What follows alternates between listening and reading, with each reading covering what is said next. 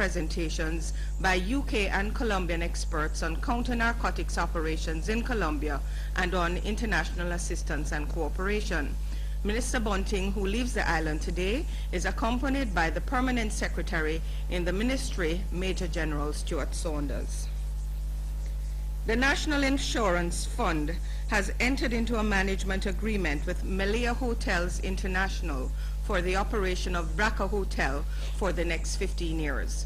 The appointment was subject to collaboration between the Ministry of Labour and Social Security and the Ministry of Tourism and Entertainment on the terms and conditions of the management contract. Earlier this year, the Ministry of Finance and Planning gave approval for the National Insurance Fund to undertake renovations and infrastructure improvements at the Braca Hotel. The NIF acquired the 226-room Braca Hotel in December 2000. The hotel was purchased subject to a lease agreement with BRL Limited, a part of the Super Clubs Group. In April 2011, BRL vacated the property, thereby terminating the lease. Subsequently, a short-term agreement was entered into with Blue Diamond Hotels and Resorts in order to capitalize on the winter and summer tourist season opportunities for the ensuing 2 years. That short-term agreement expired in May of this year.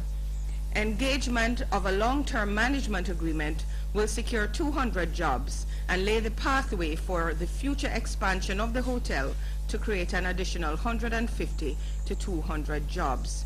The Melia Hotel International is the third largest hotel chain in Europe and the 12th largest in the world. It has more than 350 hotels in 35 countries across 4 continents. Cabinet has approved a contract to Aviat Networks of the United States in the sum of $644,683 to upgrade the alternate microwave network at the Jamaica Civil Aviation Authority. The upgrade is necessary in light of several new services under the International Civil Aviation Organization requirements, which demand upgrading of the microwave capacity of the JCAA. The microwave path carries radar data, voice, and other critical information into the Kingston Air Traffic Control Center.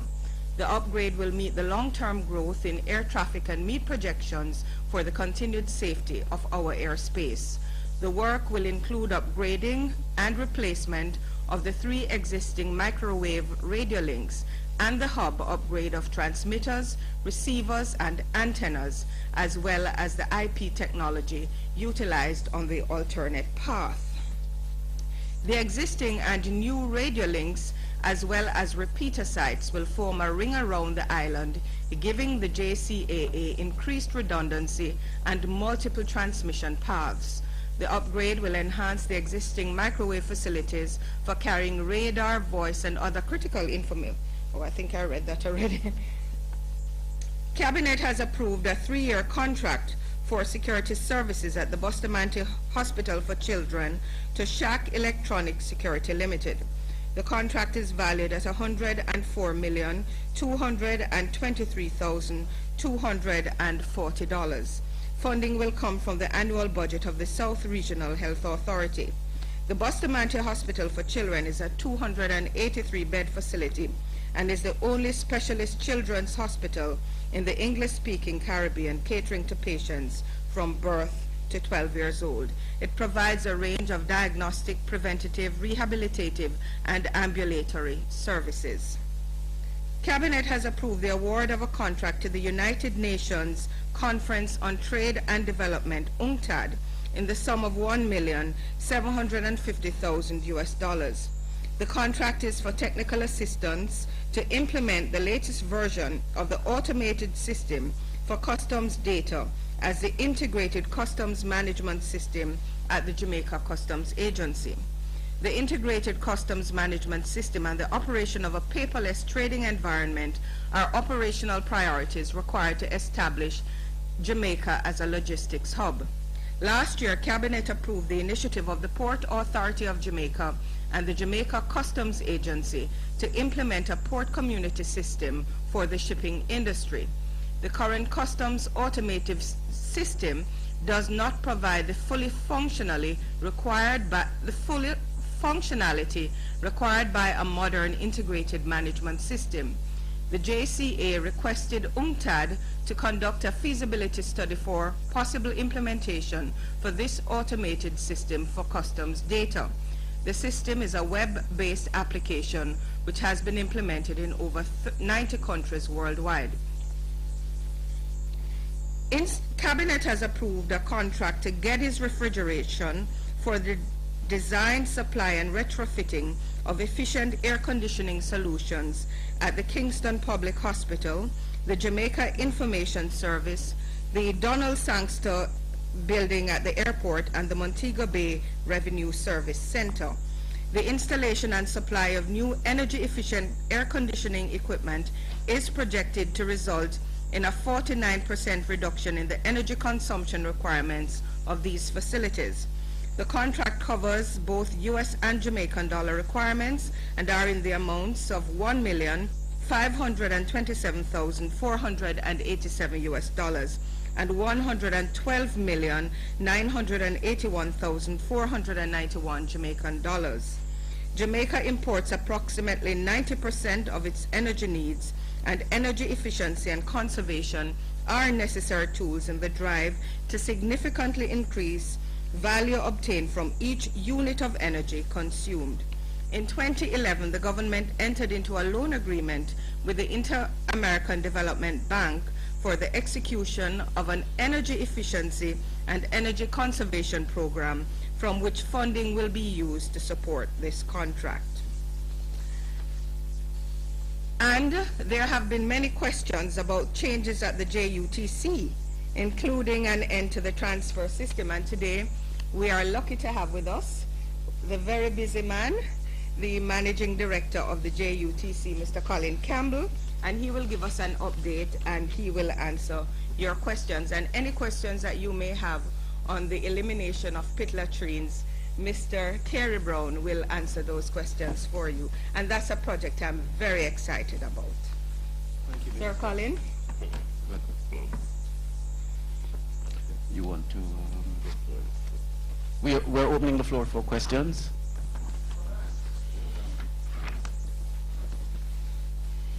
Mr. Brown, I understood from what Minister Faulkner said that some 53 schools will be dealt with during this academic year. Am I correct? Yes, that's our projection, sir. Yes. A lot of these, well, I must support the project, but a lot of these pit latrines don't use water. Yes. And we have a serious water problem in many of these communities. Mm-hmm. How are we going to deal with that situation as we go forward, you know? Well, pretty much the plan afoot is to ensure that we have adequate harvesting by way of storage tanks and to ensure that we provide the requisite schools with the allocation to enhance the continuance of filling these tanks so that we can sustain a flush system when it is in place. Are there any plans to dig wells at certain of these communities? Because, as you know, water is extremely expensive. There was an 18% increase recently in water.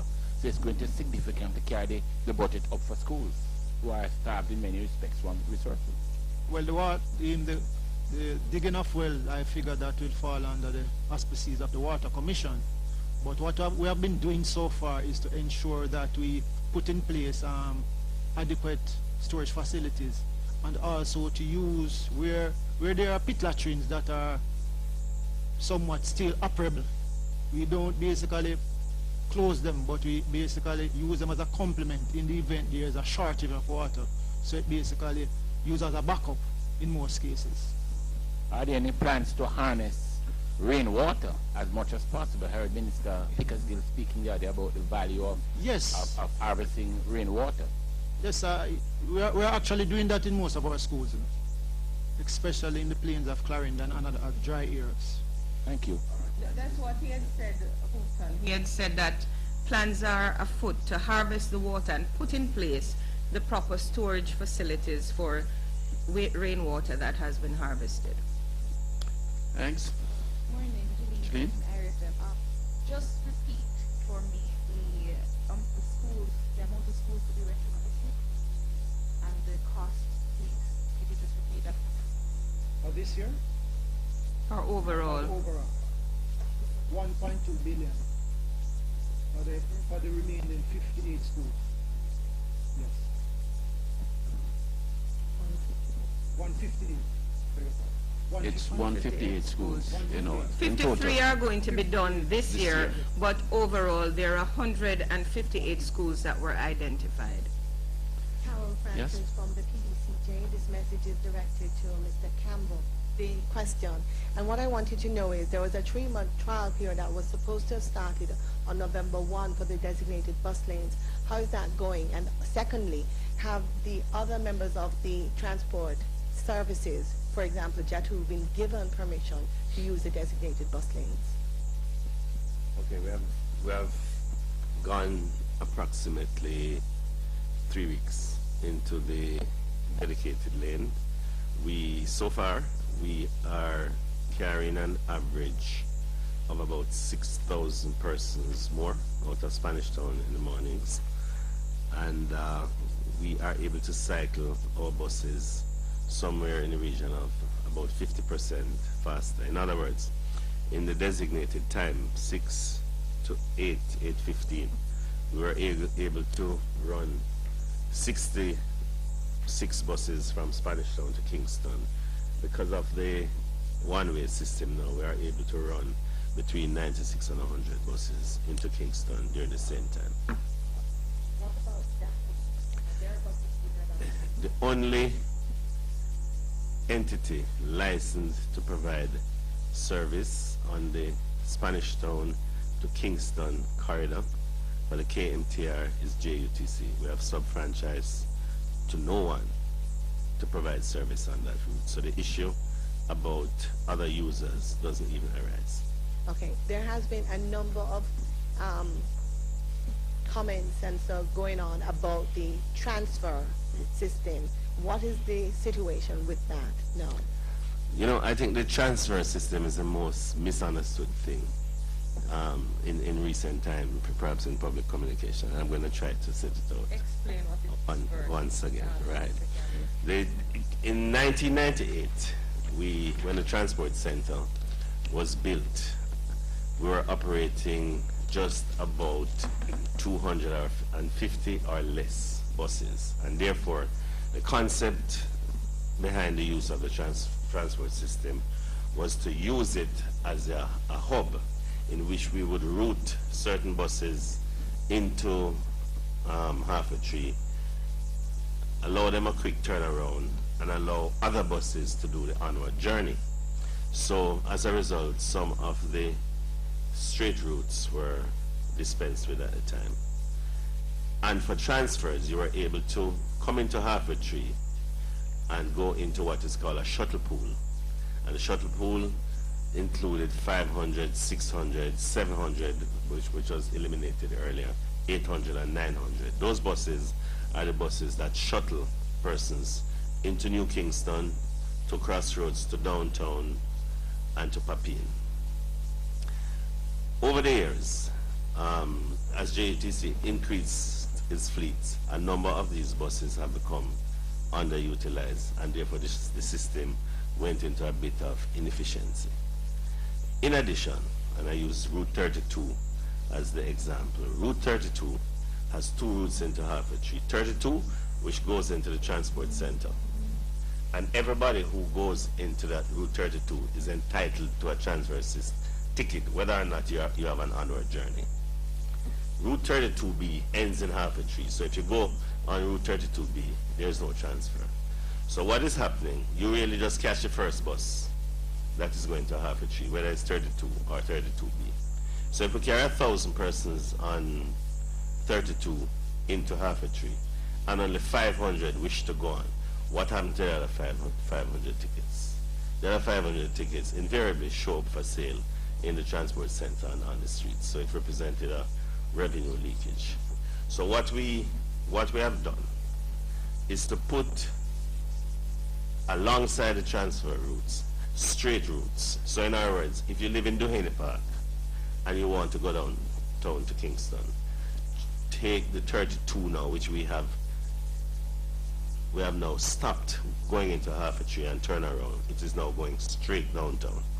If you take the 32B, you're going to have to transfer to the shuttle, and you're going to have to pay again.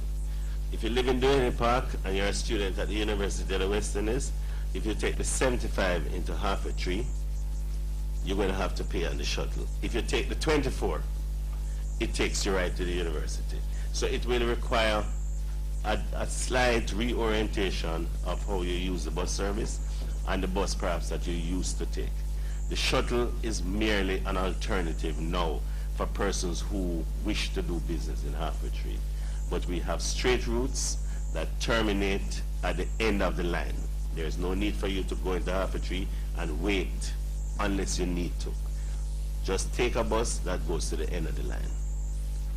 So overall, I think the system has improved greatly. It will save time for commuters. But if you take the wrong bus and go into half a tree, or if you have business in half a tree, previously you could go into half a tree, shop, do what you have to do for 2 hours, and come back to the center and catch an onward bus without charge. You can't do that any longer. If you come in half a tree and go into the plazas and shop and come back to the transport center, you have to pay to rejoin the bus. This helps to eliminate some of the fraud. Every time you go on a JUTC bus now, there's no issue as to whether or not you have a valid ticket already, whether or not you're on a transfer ticket, whether or not you bought a ticket in the center. When you go on a JUTC bus now, you pay. Final thing, one, how much have you saved because of the removal, one? And two, you have said that the JUTC has racked up $1 billion in losses due to legal claims, and there is now the claim of the $106 million. Could you also Well, we have total legal claims and attorney fees of $1.7 billion. And some of them they are not recent. They are very old. Some of them are coming back from 2006, 2005, because there are many instances in which JUTC settled claims, or which there are court orders, and JUTC just failed to honor. So we have now looked at the situation. We have presented it to the government as to what precisely is the situation, and we are coming up with a plan as to how we honor our obligations. As far as the $106 million is concerned, that's just merely a fraction of what JUTC has outstanding in legal claims settled or by court order, consent judgments, a range of things. The $106 million, as you know, we have 21 days in which to file our payment plan. That 21 days expires on the 26th. I can only say that we will file in court by the 26th, or we intend to pay the $106 million to the claimants, which were involved in an accident in 2010. It is not something of yesterday and recent vintage. It is a 2010 accident. So, so you could say it's a legacy debt. So we will work it out and we will honor our obligations. Oh, by the transfer tickets, we expect to save somewhere in the region of 500 to 600 million a day. 600,000 a day. 500,000 to 600,000 a day. Translated, annualized, that's about 150 million. As you know, JUTC hemorrhages 250 million Jamaican dollars per month. And this is all part of the effort to tighten the system and to stop the bleeding from every single corner of the company.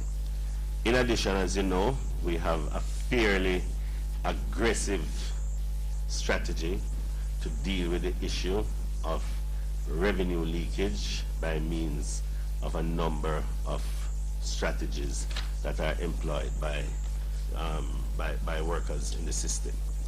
We since we started the plan about a month ago, we have either arrested or otherwise charged 10 drivers and mechanics who have been involved in various schemes in the company. And I say that while emphasizing that JUTC has 1,725 employees, vast majority of whom are very good workers who deliver, but there are some persons, if we do not curb their activity, it will bring the bus company to a grinding halt. And we have taken the necessary steps, and those who have been found to be in breach of the rules, meaning persons coming onto the bus, you take their funds, you do not issue tickets. If you issue tickets which are fraudulent, which are not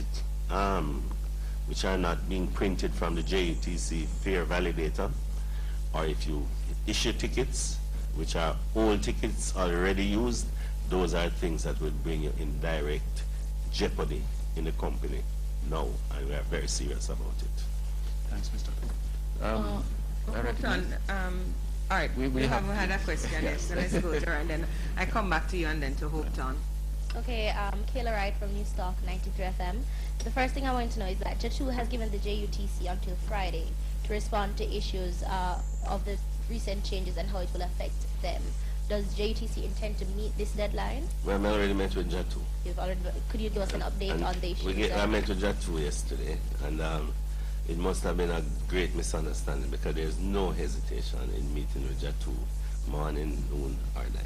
And the minute I saw it in the newspaper, I called Mr. Barton and invited him to come to my office immediately. He couldn't come. He, in fact, came the next morning. We met, and we are at one in terms of where we are going, how it will affect the single sub-franchise holders, whether they are JATU members or not. The fact is, JUTC has a fleet development plan which brings on stream by next year this time nearly 100 new buses. JUTC at the same time sub-franchises to 394. We have cleaned the list, so it's now 387 individual operators to operate on 37 of our routes. Those are contractors of the JUTC. They are not there by divine right or any other right. They are contractors to who we give an annual license to assist us in meeting the transport needs in the KMTR. What has happened, because of our fleet development plan, it is just not possible to integrate the 387 subcontractors with our 100 new buses on top of the 460 buses that we already have. So, in January, January, 3 months before the end of the licensing period in March, we will put out publicly the routes that we intend to sub-franchise beginning in April 1, 2014. The list of sub-franchise operators will come down from 387 to approximately 250. It is not the JUTC's wish to dispense with anybody or replace anyone, but we have to be mindful of the viability of the service and the route yields for both JUTC and our sub-franchise holders. Makes no sense. We put everybody on the route and everybody loses.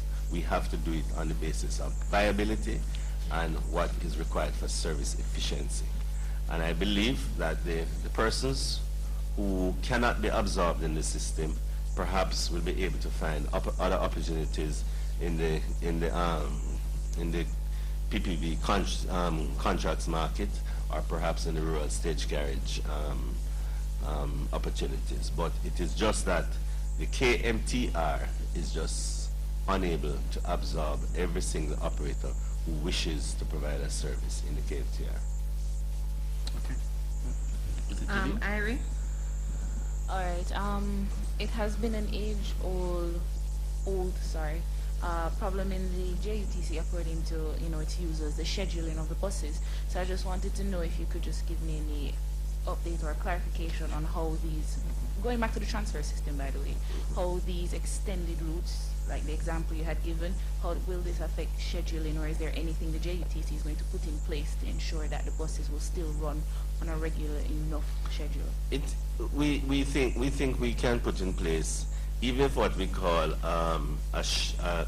not yet a full schedule where you will know precisely an arrival time at every single stop in the KMTR, what we will be able to give you is at least an idea of the frequency on routes. So you will be able to know that if you're on Route 32, you will get a bus every 15 minutes, or you'll get a bus every 20 minutes. You should be able to do that with the present level of operating units that the JUTC has, bearing in mind also the road operating conditions and all of those things. We intend to eventually go to where we can actually tell you an arrival time, and we are faithful to that arrival time.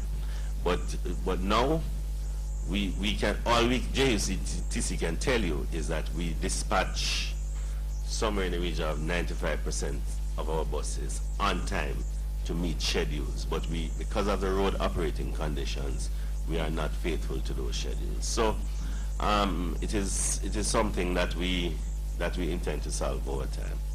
I also want to say that I hope that everybody has noticed that we have really been trying to communicate with the public much more on what we are trying to do to have system improvement, on the new changes and everything that will affect the public. And we hope really to be much more aggressive in terms of public education.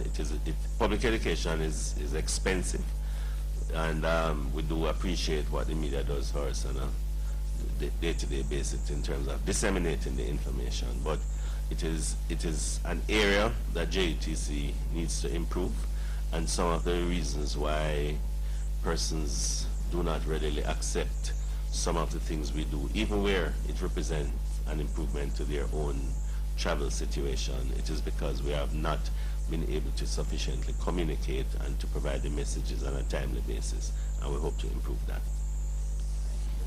You were mentioning with the drivers and those who come into conflict with the law because of whatever they're doing. Regarding that, can you just give me an update on the cashless system? Because I do remember you saying that was trying to reach a target for January. Yes, we are trying to move cash entirely off the buses.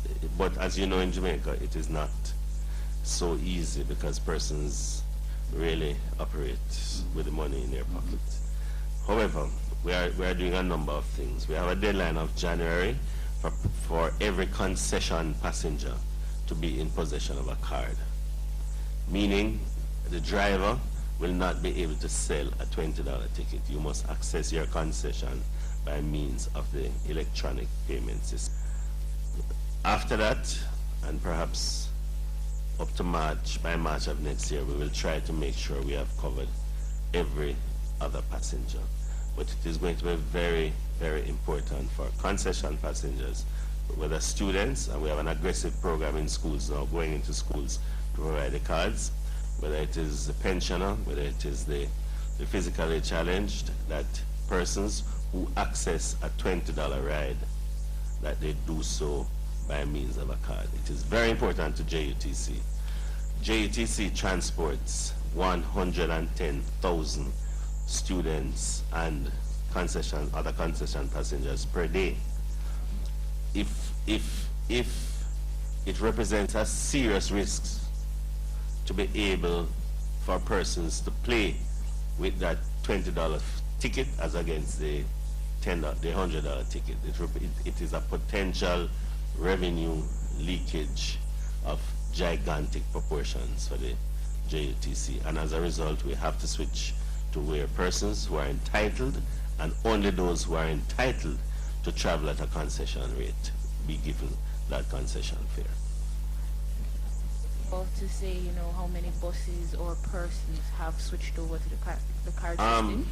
Mr. Clark is here with me. About how much percentage of about 32% have switched already. Hopeton, your turn. Mr. Campbell, thanks for your explanations. However, I have two quick concerns for you. Senior citizens have told me that they have problems getting their ID cards because they have to go downtown to Duke Street Are there any plans to put it more conveniently, probably at the bus park or in half a tree or something? It is not a JTC who issues senior citizen ID cards. It is another section of the government. We only accept the senior citizens ID cards that have been presented to us. If persons do not have the relevant identification, it can result in them not being able to access their concession right. All right. Secondly, Mr. Campbell, you're on record as saying recently that you're going to be cutting out the inspectors, the inspectorate division, because you were like using a sledgehammer to kill a mosquito. In other words, the revenue that you're getting from these inspectors did not warrant the employment or continued employment of these persons. And you had quoted figures to match your argument. Do you still hold to that argument? Well, it wasn't the revenue department, I said. It was what was called the road management unit. The road management unit had as a part of its mandate revenue protection. I've reorganized that section of the company. It's now called franchise protection and inspection. And the mandate of that division is to deal with all threats to the franchise, internal and external. It's headed by former Senior Superintendent Lewis. SSP Lewis. What that division is charged to do is to ensure that, for example, we have sufficient strategies in place with JCF, TA, to deal with illegal operations in the KMTR. It also deals with the issue of revenue leakage through non-issuance of tickets as well as fraudulent tickets. It also deals with the inspection of the service, that it is at the proper standards, that our buses are clean, that they operate in accordance with JTC policies. So, revenue protection is indeed a very serious part of their work. But what existed before was a unit that reported monthly that they did anywhere up to 3,000–4,000 inspections and found 2 or 3 infractions. That couldn't cut it. We have reorganized, and as you can see, it is now an aggressive unit that is protecting the JUC's franchise. Carol. Thank you. Just wanted to find out if you could give us an update on the maintenance costs at the JUTC. Is there an improvement? Unfortunately, I don't have the specific numbers, but JUTC has a very robust maintenance department. We have had problems over the years in being able to source the necessary parts to enable it to be efficient. I'm happy to say that since this year, we have been receiving significant funds. Just since I've been to JUTC, we have brought in 7 containers of new spare parts. We have been able to restore to service over 100 buses that were parked and out of service, some in excess of 600 days. So we are bringing our maintenance systems up to scratch. We have to train our mechanics, perhaps some more. We have to get them in line with factory certification as well as other certifications that are available in Jamaica, because we have about 95 mechanics and many of them are not certified. They are good mechanics, but we need to certify them to make sure that we can execute proper maintenance plans in the company and we can keep our buses on the road. The buses do not help when they are parked in the garage, some for 500 and 600 days. So we have parts, and we are just trying to make sure now that we have maintenance scheduled, both preventative and running repairs that equals a good service.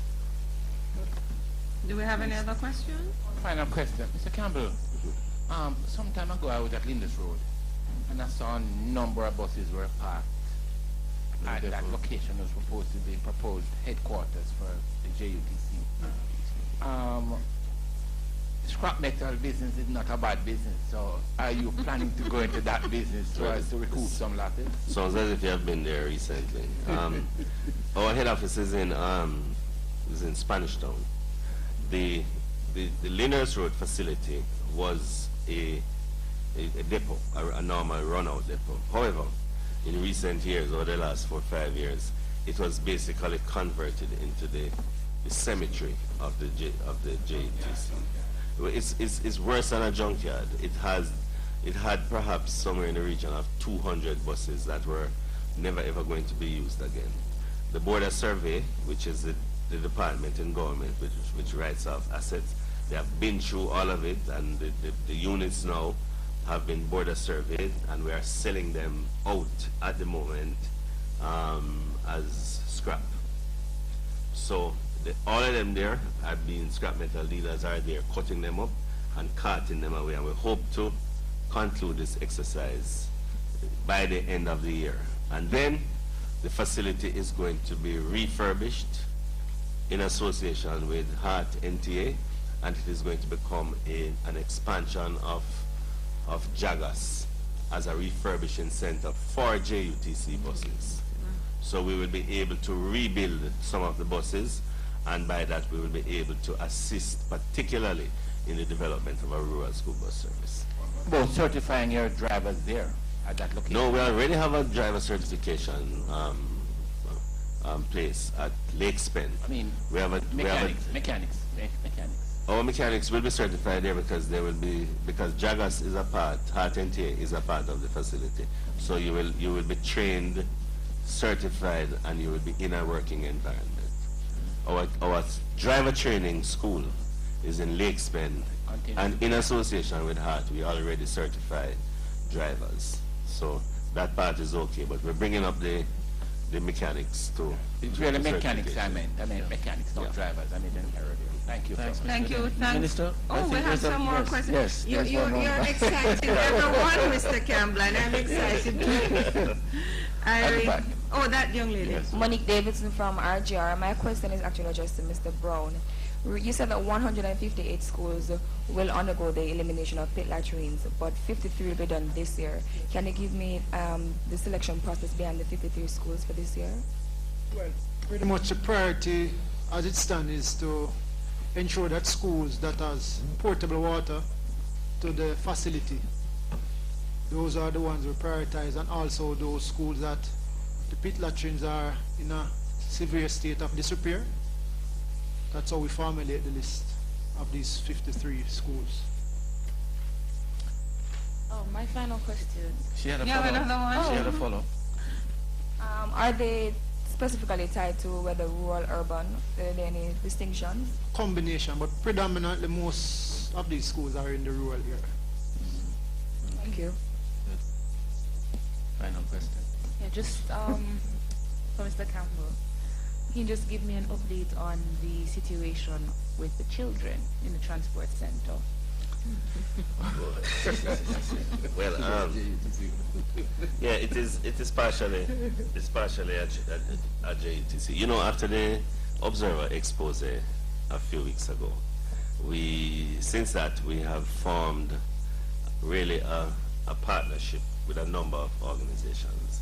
The police, through the community support division, the principals themselves, some student organizations, and we have appointed a number of marshals, and those marshals are in the main former teachers or representatives from the parent teachers associations, and they are in the transport center now with vests, high visibility vests, particularly on a Friday, to get the kids moving. And it has been fairly successful. We have had a much a lessening of the build-up of kids in there on Friday evenings, and we have been able to move out in a better way, and in a way that matches the transport flows in the evening. It's not yet perfect because, as I say, the transport center had become it's a hangout spot and an area for socializing, because all students are able to meet there, and it is just that it is not a convenient place to do it, and there are some antisocial activities in relation to it as well. But generally speaking, it is not something that we wanted to bully the kids about it. It's something that we wanted to work together with them to allow them to see the need for them to go on home and to free up the transport center for others who come after them. So I would say that the partnership is working. We need to get more persons on board. We want some personalities to endorse some of what we are doing. We are using the PA systems in the center to ask and encourage students to move on. We hope to get some personalities. Perhaps some of you people who are good and well-known journalists can join and assist us in getting them to move. But overall, we are pleased at the direction, and we hope that it will continue to move. We have also been doing talks in schools, and I don't know if you saw, even though it wasn't directly a part of the initiative, we brought it as a part of the initiative, the Peace and Jams movement, where we had the Calabar and KC students surrounding the transport center 2 Fridays ago, and that was a very successful activity. So, generally speaking, we are heading in the right way. Not yet perfect, but some gains have been made. Final, I promise. No, that's all right. Yes, I do remember you had said, on Fridays, particularly adults. It is not where we want it to be, because as I said, we are coming from 66% adults, 33% concession, to I know we are at about 42% concession, 48% adults. We need to get more adults on board the buses, but we are also heading in the right directions. And thank God for Saturdays, because Saturdays is a day when we have virtually all adult riders. Thank you very much. Thank you so much, Mr. Campbell. You have made me so excited about the direction that the JUTC is headed in. You have brought so much energy to it, and I think most Jamaicans are now confident that we will put JUTC in the right direction. And Minister, we are coming up to take the bus day when we are going to encourage you ministers. I will come. I will certainly come. Take the bus day. Mr. Brown, you brought news today that I know most of Jamaica is excited about. All of us have always been concerned about the use of pit latrines for our children in schools, and we're so excited about it and so grateful. Thank you very much. And we want to thank all our journalists who are here today, and we want to thank our viewers both on PBCJ and on the World Wide Web. Thank you for viewing us. Have a good week. And the Minister just wrapped up the press brief here at the Office of the Prime Minister. Now, a brief recap of some of the things that took place today. The program to eliminate pit latrines in schools has been accelerated. It will be completed at a cost of $1.2 billion. She also said that over $644,000 has been approved to update the microwave network at the Civil Aviation Authority, and this will improve the safety of Jamaica's airspace. A 3-year contract for security at the Bustamante Hospital for Children has been given to Shack Electronics at the cost of $104 million. And the managing director of the Jamaica Urban Transit Company, Colin Campbell, explained a number of measures to deal with revenue leakages. For example, that he explained that 10 drivers and mechanics have either been arrested and charged, and they have been found to be involved in underhand activities at the company. He also explained the concept behind the use of the transfer system and why it has been dispensed. He said that this has resulted in a saving of $500,000 a day, approximately $150 million annually. He also spoke of the improvements in the cashless system and concession rates as a means of reducing the revenue leakages within the JUTC. He outlined how the company intends to honor its obligations of legal claims outstanding, and he said that the overall total was $1.7 billion. He says a plan has been devised to also honor the $106 million awarded to 30 people involved in or injured in a bus crash in 2010 in St. Anne. And improvements were also explained in the maintenance costs and parts, allowing more buses to roll out from the JUTC and to help in moving the passengers. And that's our package of our coverage of the live press brief here at the Office of the Prime Minister. I'm Carol Francis, returning you to